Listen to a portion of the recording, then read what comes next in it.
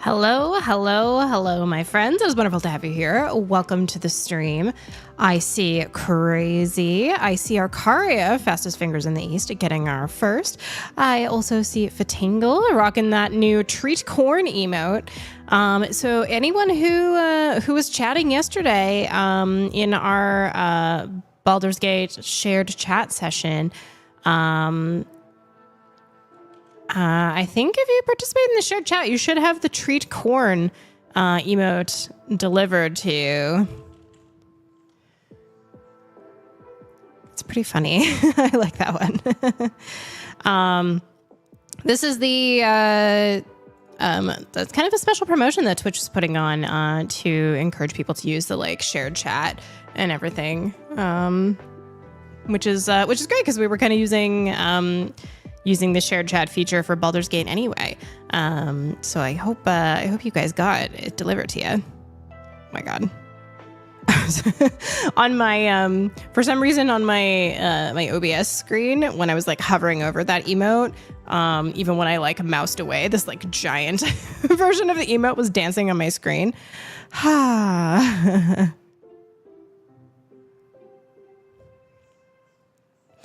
the heck is everybody doing? It is a very, very special story time today. We are going to be checking out the end of both of our books. We're going to be completing both Anne of the Island and North and South tonight. And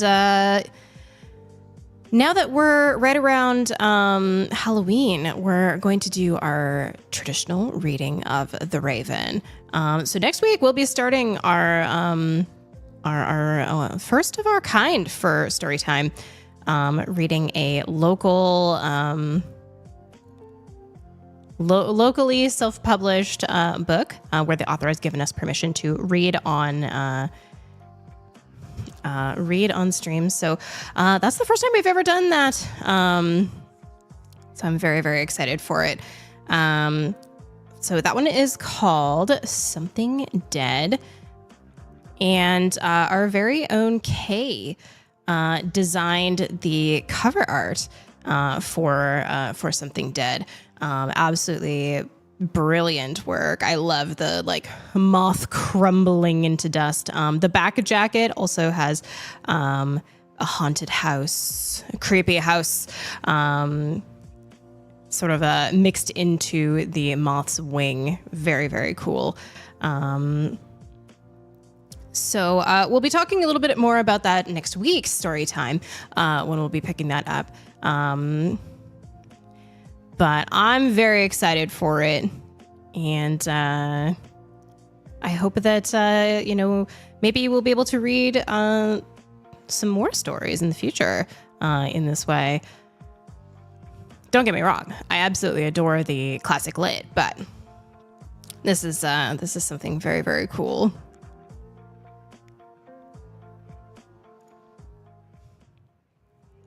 So yeah, that's going to be picking up next week. I'm going to keep that. I'm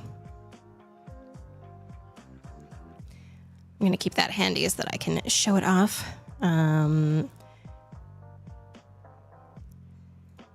But yeah, so that is kind of our vibe for today. I'm very, very excited to to be here tonight. I was looking forward to this all day, you guys.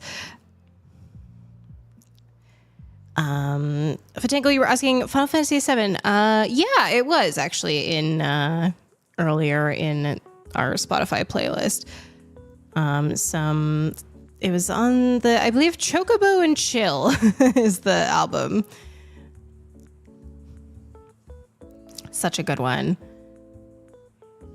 I think a lot of the, especially the old Final Fantasy music does work out very well this way. Where, it translates quite well to lo-fi sort of stories. So yeah, I honestly can't believe October is almost over and Halloween is upon us. Have have you guys, are you guys going to be like doing any Halloween celebrating? You're going to be handing out candy in your neighborhoods? If you have littles, are you going to be taking them out, or hosting any Halloween parties or anything like that?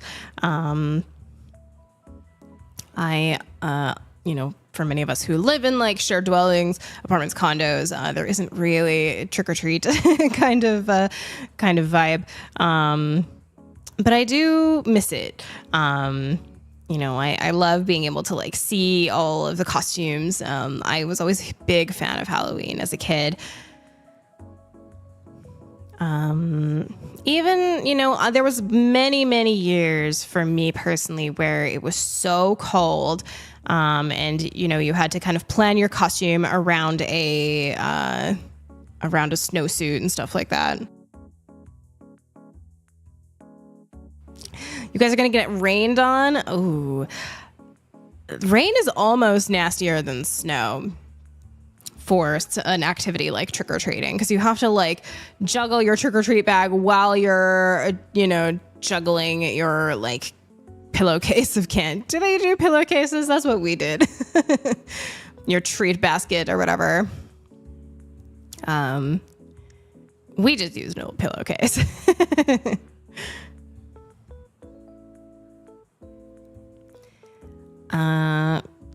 Looks like, we're going to get our first Pokemon spawn of the night, a Malamar, which is a quest spawn. Feel free to Pokecatch, you guys. Do I have one of those? I don't even know, actually. Let's see. Apparently I did.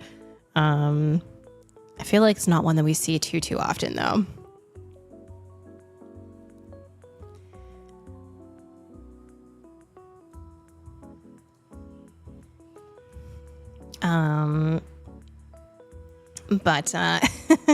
So my Mama Snooze has a story that she loves to tell about Halloween, where when we were like quite little, she reused the same like costumes for us a couple years in a row. Why not? It fit us and stuff like that.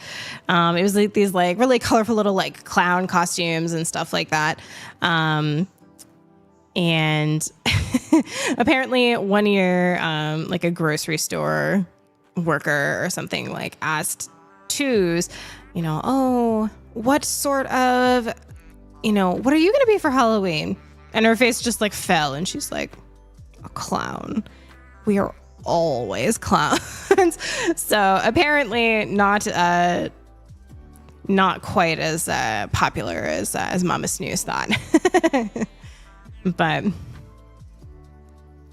I asked my niece, like, if I was to get a Halloween costume together, what should I be? And she said a unicorn. So you heard it here first. Unicorn is the choice.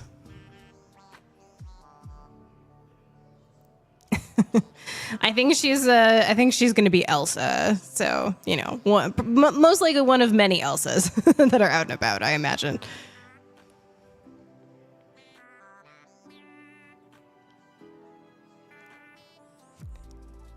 Oh, good, Fatangle. I am glad that it wasn't one of the ones that you're missing.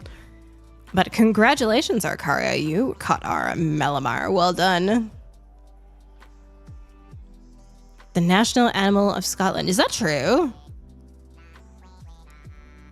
Scottish people in chat. Is that true? National animal of...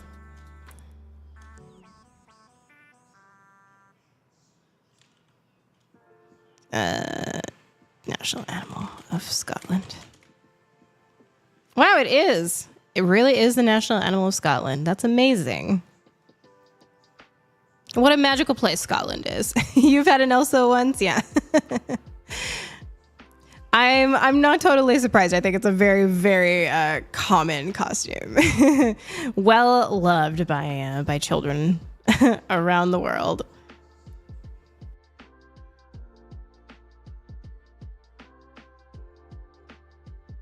Elsa and Anna. Wow. I love that. Lately, when we're playing like imagination stories, there's a lot of like, I'm a like mermaid, unicorn, fairy princess kitty. So I was expecting maybe something like that where it's like all of the things together.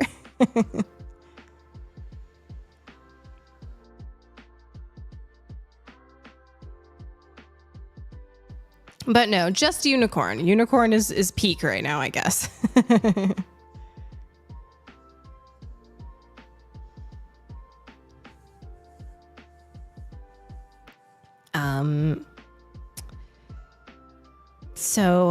Yeah, that's something that if we're all going to be looking forward to. And of course, Amp's birthday is coming up as well, and our anniversary. So it's a lovely celebratory week. Kind of a busy one that we have going on. So we probably won't be able to like properly celebrate until the weekend, but there's I think we'll be able to like cook up something nice though, and enjoy.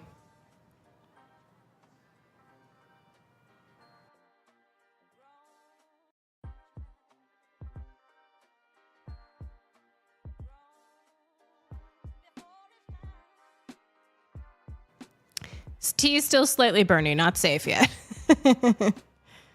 I'm gonna take this tea bag out. No.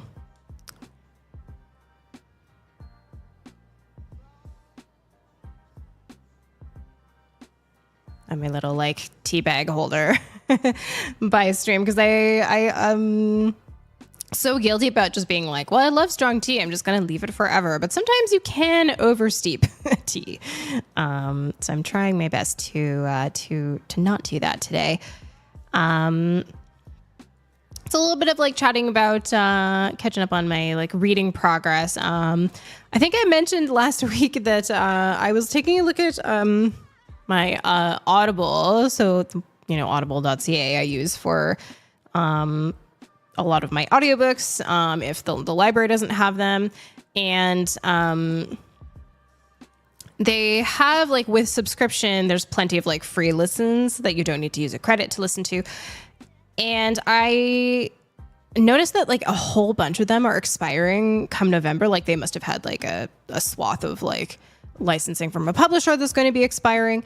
And so I was like, oh crap, I need to try to hustle my way through a bunch of these. Otherwise I'm gonna have to like hope that the library can get them or pay for them. So it kind of worked out because I was like really behind on my my reading anyway. So I think I'm now at 38 or 39 books for the year. And then, so what's that? How many more do I need? Oh my God, why is my brain not doing the mental math? That's how you can tell it's been a long day. 14 more books before the end of the year. Rocky theme intensifies over here.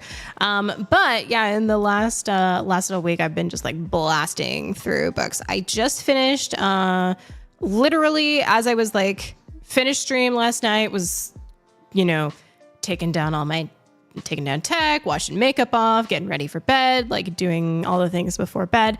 Ended up being a slightly later stream as Adam and I ended up doing a bank heist last night.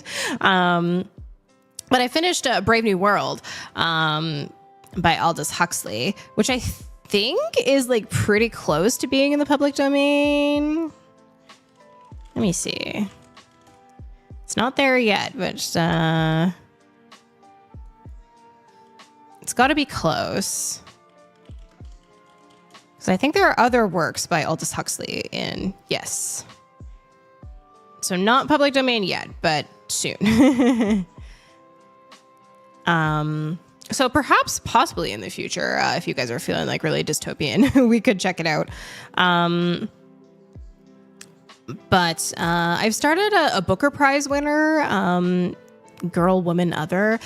Very interesting. It's sort of each one is like a short contained story about a woman. Like it's kind of going through like different aspects of like Black women in England and how many different ways like people are living their lives. But it seems like each chapter is like about an hour of audiobook.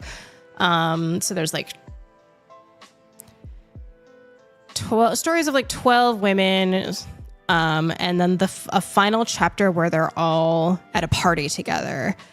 And I'm very interested to see because some of them we're already starting to see some intersection of like we read a whole chapter about Carol and you know, how Carol got to like where she did in her life. And another character was like, oh, Carol and I used to be friends back in elementary school, but like all of a sudden, you know, she decided she was like too good for our group or whatever. And but like we've read Carol's chapter already and we know why why that happened and why she like changed friend groups and stuff. And I'm like, ooh, this is very interesting. I love that kind of stuff with many moving parts. So probably by next week I should be finishing it. There's still a couple more that I am hoping to get through before November 8th, which is the big expiry. We'll see. One is a collection of essays about like writing and creativity, and the other is like an old fantasy that I believe is also like close to public domain. So that could be why they're like taking it off of free tier. Let me check. Oh, this one is public domain. The King of Elfland's Daughter. It's an old fantasy. One that I was not familiar with at all, but apparently is quite well loved. So we'll, you know, if it's good, we'll definitely add it to the public domain list. See what we think. I should have, should know a little bit more about it soon. Well, you guys, why don't we get a Stream Raiders battle going here?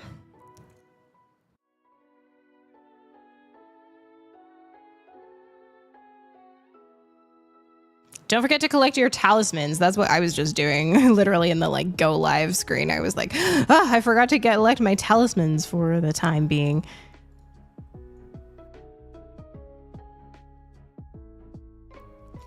So if we play our cards right, we should hit a couple chests tonight. Fingers crossed that it all goes well for us.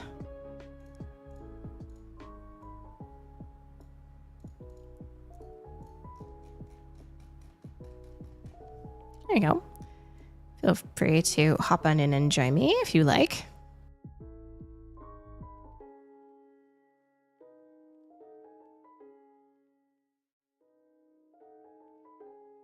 Oh my gosh, I just had a really big sneeze. Phew. Ugh. Don't mind me. All right. So why don't we get our fireplace lit? We'll do a little bit of a recap of where we are to get to the very, very end of Anne of the Island.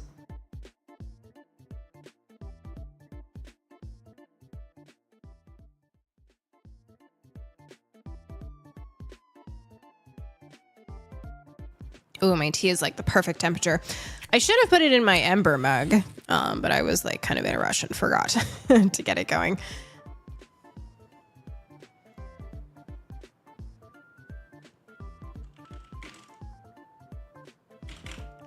So we have 3 chapters to read tonight of Anne, and North and South, 3 each. some of them are a little bit on the shorter side, just because they were sort of tying things up with a bow. But, so where have we gone, and how did we get to this ending of Anne of the Island? So, this year, Anne has left Avonlea. She is going to mainland Canada, to Nova Scotia, to attend Redmond College. And she is more or less the talk of the town, because it seems like people think that she's going to be getting engaged at any moment now to either Gilbert Blythe or Charlie Sloane. And Anne has zero interest in this. She doesn't understand why, when boys are getting older, they can't simply be sensible. And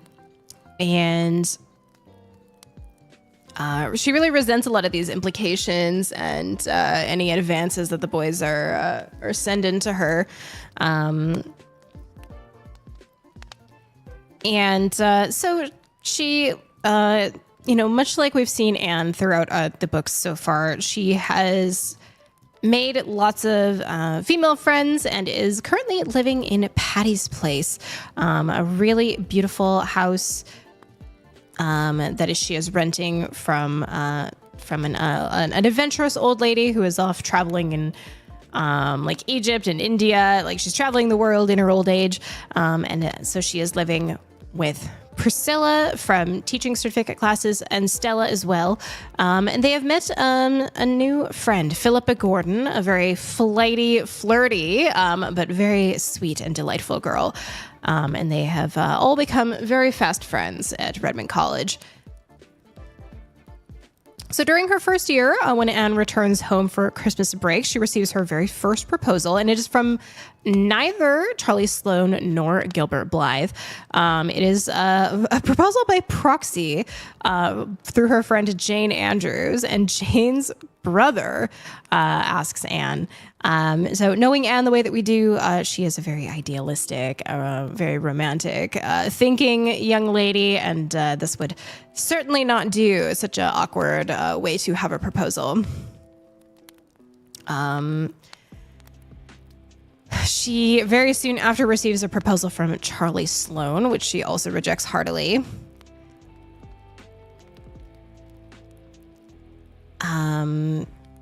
And we, as Anne is leaving her teens behind, spending her college years, this is when Gilbert finally proposes. And Anne, despite no longer being a teenager, she still wants some things to stay the same. It is terribly awkward, and she very desperately lets Gilbert know that she kind of ruined he kind of ruined everything by doing it this way.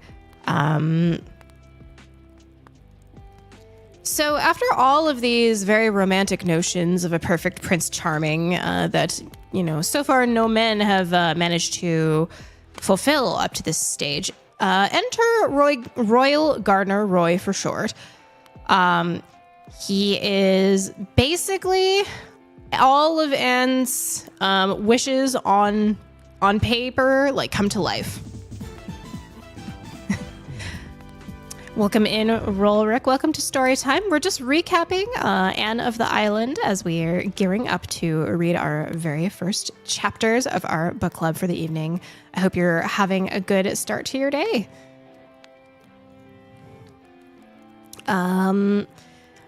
So Royal Gardner, Roy for short, he enters in here. He is suave, he is handsome, he is clever, he is rich. He comes off as very aristocratic as he has spent recent time in Europe. And he and Anne start courting, which is all well and good. But Gilbert, after Anne has turned him down, has started courting a young lady named